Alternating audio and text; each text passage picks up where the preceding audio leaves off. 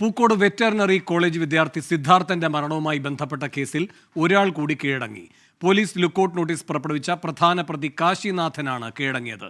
ഇതോടെ കേസിലാകെ പിടിയിലായവർ 13ആയി. അഭിജിത്ത് മുഴക്കുന്ന വയനാട്ടിൽ നിന്നും ചേരുന്ന വിവരങ്ങളുമായി. അഭിജിത്ത്, കാശിനാഥൻ എവിടെയാണ് കീഴടങ്ങിയത്? എന്തൊക്കെയാണ് വിശദാംശങ്ങൾ?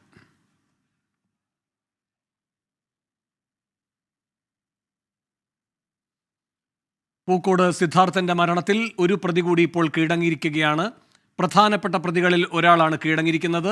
ഇയാളുടെ പേർ കാശിനാഥൻ എന്നാണ്. പോലീസ് ലുക്കൌട്ട് നോട്ടീസ് പുറപ്പെടുവിച്ചിരുന്നു. കാശിനാഥനാണ് കീഴടങ്ങിയത്. ഇതോടെ കേസിൽ ആകെ പിടിയിലായവർ 13ആയി. അഭിജിത്ത് മുഴക്കുന്ന് ചേരുന്നു. അഭിജിത്ത്, എപ്പോഴാണ് ഇയാൾ കീഴടങ്ങിയത്? എന്തൊക്കെയാണ് വിവരങ്ങൾ?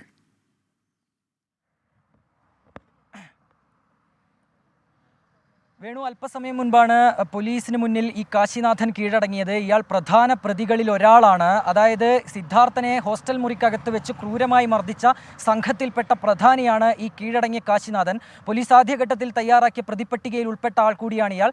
ഒപ്പം തന്നെ മറ്റൊരാൾ കൂടി പോലീസിൻ്റെ കസ്റ്റഡിയിലുള്ളതായ ഒരു സൂചന നമുക്ക് ഈ ഘട്ടത്തിൽ ലഭിക്കുന്നുണ്ട്. അതിൽ സ്ഥിരീകരണം വരേണ്ടിയിരിക്കുന്നു. അല്പസമയം മുൻപാണ് ഈ കൂടുതൽ പ്രതികളിലേക്ക് പോലീസിൻ്റെ അന്വേഷണം എത്തുന്നു എന്നുള്ള കാര്യം നമ്മൾ മനസ്സിലാക്കിയത്. പോലീസ് അത്തരത്തിലുള്ള ഒരു വിവരം നൽകിയത്. മുഖ്യപ്രതികളിൽ ഒരാളായ സിൻജോ ജോൺസണെ കരുനാഗപ്പള്ളിയിലെത്തി ബന്ധുവീട്ടിൽ നിന്ന് പോലീസ് അറസ്റ്റ് ചെയ്യുന്ന ഒരു സാഹചര്യം ഉണ്ടായിരുന്നു. നിലവിലെ കണക്കനുസരിച്ച് പ്രതിപ്പട്ടികയിലുള്ള 18 പേരിൽ 13 പേരും പോലീസിൻ്റെ പിടിയിലായിട്ടുണ്ട്. ഇതിൽ 3 പേരുടെ അറസ്റ്റ് ഇനിയും രേഖപ്പെടുത്തേണ്ടതുണ്ട്. ഇനി പിടിയിലാകാനുള്ളത് 5 പേർ കൂടിയാണ്.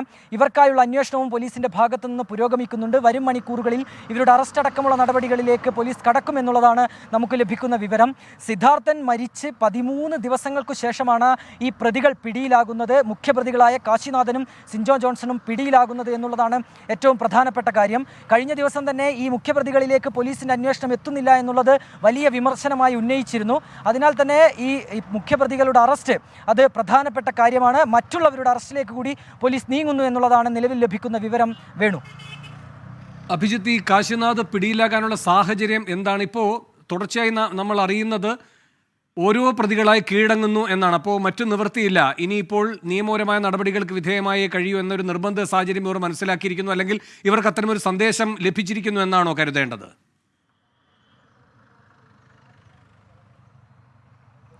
തീർച്ചയായും വേണു, കൃത്യമായ സന്ദേശം ഇവരിലേക്ക് എത്തിയിട്ടുണ്ട് എന്ന് വേണം നമ്മൾ ഈ ഘട്ടത്തിൽ അനുമാനിക്കാൻ. അതായത് ഈ പ്രതികളിലേക്ക് കൂടുതൽ പ്രതികളിലേക്ക് അന്വേഷണം എത്തുന്നില്ല എന്നുള്ളൊരു പരാതി, ആക്ഷേപം, ആരോപണമൊക്കെ ഉയർന്നു വരുന്ന ഒരു സാഹചര്യം ഉണ്ടായിരുന്നു. CPIMൻ്റെ നേതൃത്വത്തിൽ SFIക്കാരായ പ്രതികൾക്ക് വേണ്ടി സംരക്ഷണം ഒരുക്കുന്നു എന്നുള്ള ഒരു ആരോപണവും പ്രതിപക്ഷ സംഘടനകളടക്കം ഉന്നയിച്ചതാണ്. ഈ ഘട്ടത്തിലാണ് 2 ദിവസം മുൻപ് രാത്രി കോളേജ് ഹോസ്റ്റലിൽ വെച്ച് SFIയുടെ നേതൃത്വത്തിൽ ഒരു യോഗം ചേരുന്നത്. ഇതിനുശേഷമാണ് ഓരോ ദിവസം എന്നോണം പ്രതികൾ കീഴടങ്ങുന്ന ഒരു സാഹചര്യം ഉണ്ടായത്. ഇന്നലേക്ക് മുൻപ് മിനിയാന്നാണ് 2 പേർ പോലീസിലെത്തി കീഴടങ്ങുന്നത്. കഴിഞ്ഞ് ഇന്നലെ ഒരാൾ കൽപ്പറ്റ കോടതിയിൽ കീഴടങ്ങുന്ന സാഹചര്യം ഉണ്ടാകുന്നു. ഇന്ന് വീണ്ടും ഒരു പ്രതിയുടെ കീഴടങ്ങൽ കൂടി ഉണ്ടാകുന്നു.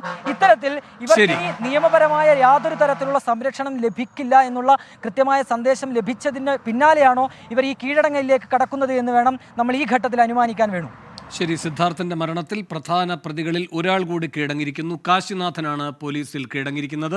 വിശദാംശങ്ങൾ നൽകുകയായിരുന്നു വയനാട്ടിൽ നിന്നും അഭിജിത്ത് മുഴക്കുന്ന. ലോകത്തെവിടെയായാലും ഏത് സമയത്തും 24 വാർത്തകളും ഓഗ്മെന്റഡ് റിയാലിറ്റി പാക്കേജുകളും എക്സ്പ്ലെയിനറുകളും വിശദമായി കാണാൻ ഞങ്ങളുടെ YouTube ചാനൽ നിങ്ങൾക്ക് സബ്സ്ക്രൈബ് ചെയ്യാം.